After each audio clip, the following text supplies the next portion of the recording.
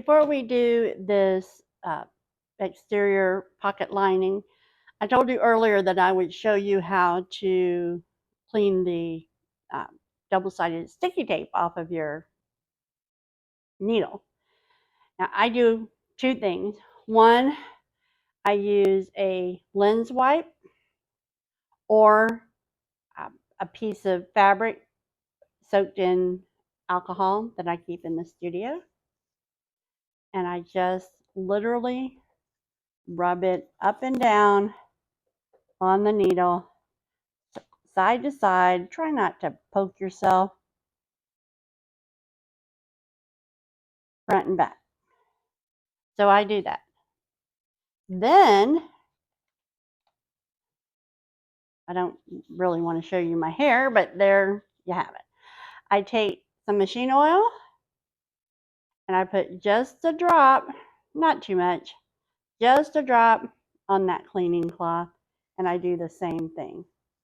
So oil up and down both sides. Now, that is really important when you're using vinyl and double-sided tape. I do it whenever I clean my needle. Now, I start with a fresh needle with every project. It's just kind of the way I've always done it. You don't have to do that. I think they say something like every, I don't know, yeah, 4 hours or something like that. But anyway, I do it before every project because I like a nice sharp needle and they're fairly inexpensive. So now we're going to work on the exterior zipper pocket that goes to that zipper overlay that we just made.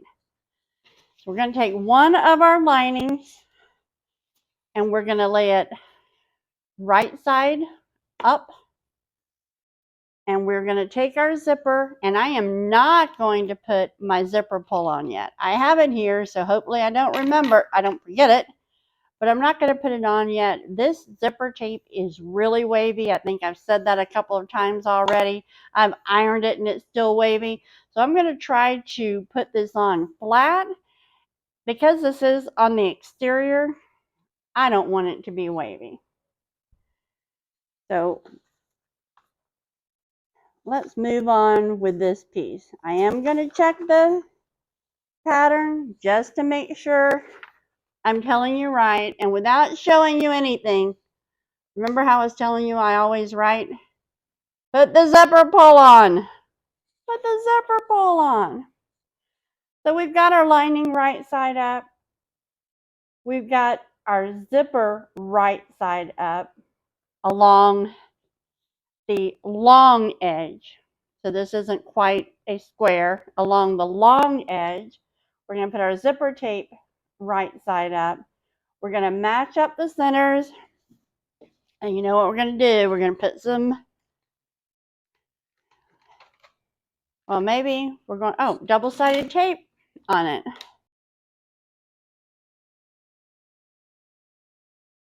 All right, so let's take our double-sided tape protector off. We're going to place the zipper teeth side or right side up. I am going to turn this around so I can make sure I line up those edges well. If my zipper tape was the exact length, I would have matched the centers. But in order to do what I'm trying to do, I made my zipper tape a little longer so that I had a little overhang on both sides. So hopefully I can sew this down nicely.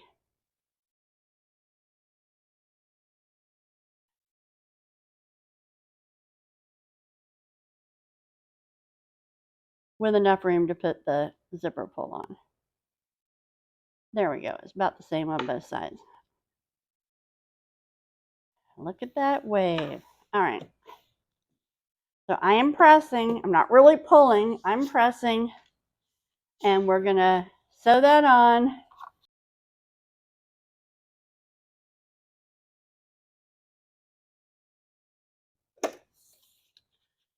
Now,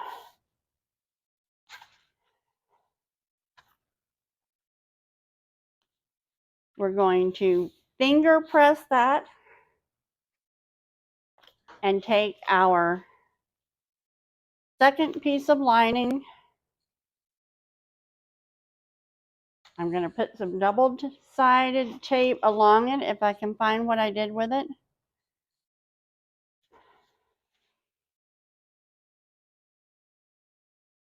I'm so excited.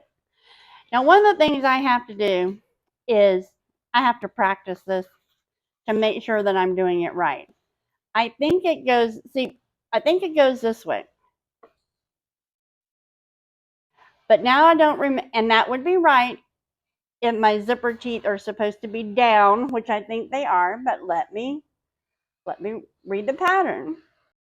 So the two zipper pockets will be right side together, which they are, but the teeth will be right side up, which they are. So I was right, but it never hurts to check. Now before I press that down, I am going to match the sides.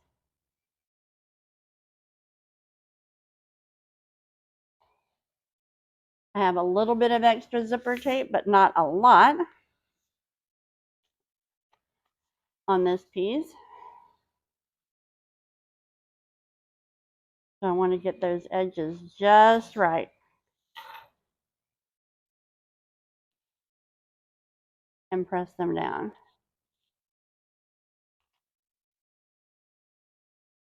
Because I can see more pink on this side than I do on this side, I'm going to unpress it and do it again.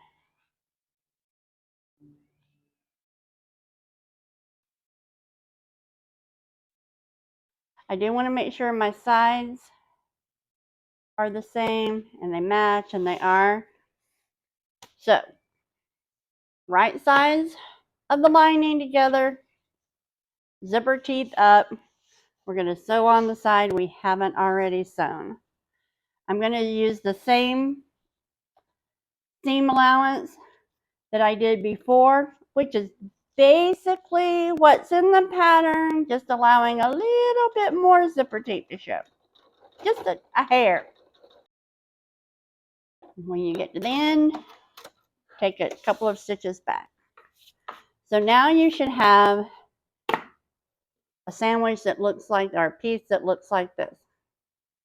Right sides of the fabric up, right teeth down.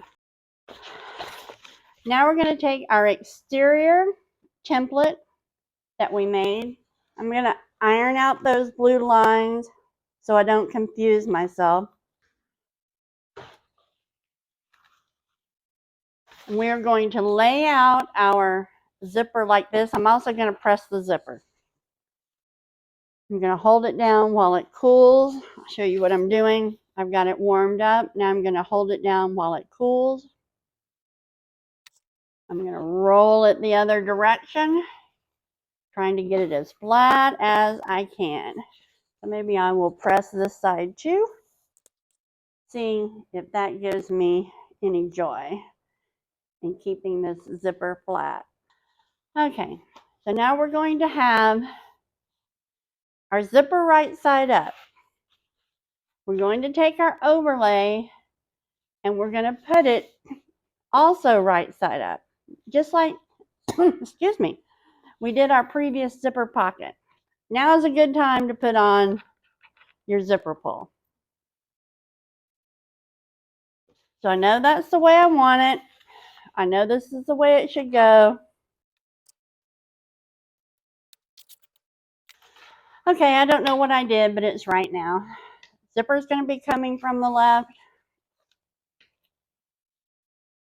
My zipper overlay is going to go over it. Isn't that going to be pretty? Like that. Now I just need to center all of this.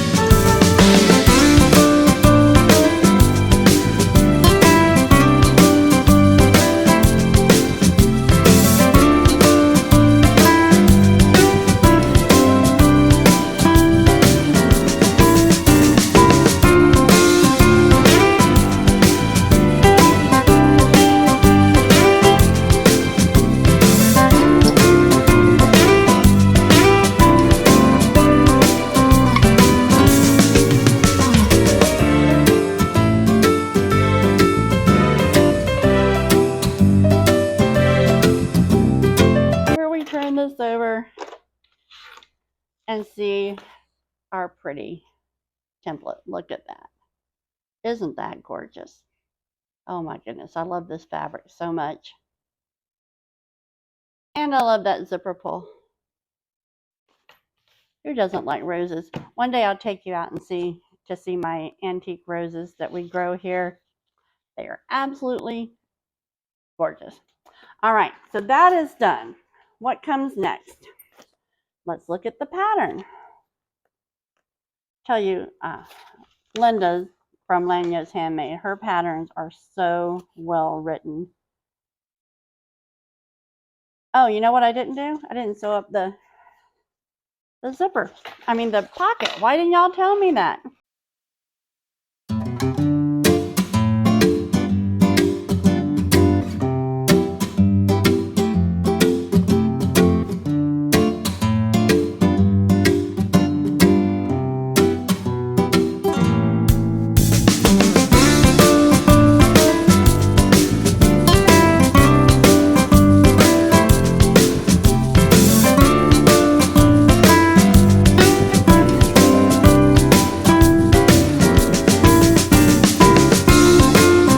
So we've got our D-rings. We're going to base them on. We're going to do it according to the pattern. I am going to do something a little bit different though. So I need to measure this. So I'm going to do that over here. Outside, out here, which will be the inside of the back. You have a couple of ways you can put these on. One is the marking from the pattern. Just make sure that you've got quite a bit sticking out so it gets caught up in your seam allowance. The other thing you don't want to do is you don't want to be right at the edge, because you're going to have a seam allowance that may eat into your D-ring. So I like to go about halfway the length of the D-ring. I'm going to put these on at a slight angle because that's how I like them. So I'm going to hold it in the original position that I had. This was the original position. On the mark from the pattern with about half sticking off, I'm going to hold the top and I'm going to rotate this down to where the bottom edge is even with the side of my fabric. I like to have my D-rings at a little bit of an angle, and this will accomplish that. This ensures me, after I do it again because I'm finicky,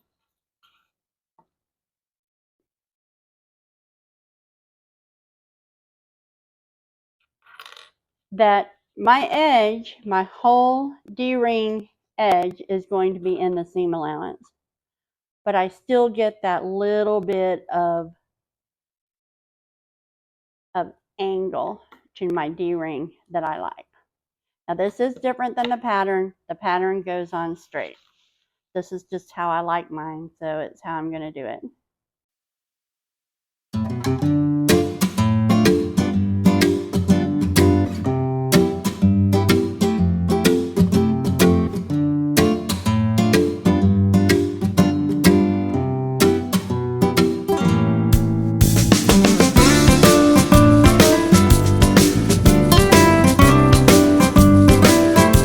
Now, do you guys see what problem I have with this one? This one is hanging off a lot more. It's a lot more the way I want it to look. So I am going to have to unpick this one.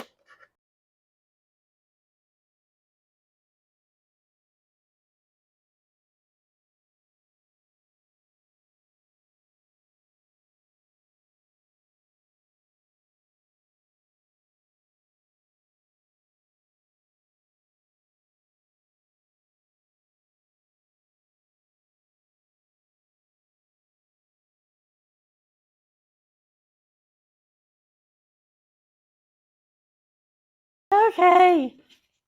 Now we've got D-rings. Woohoo! So that part is done.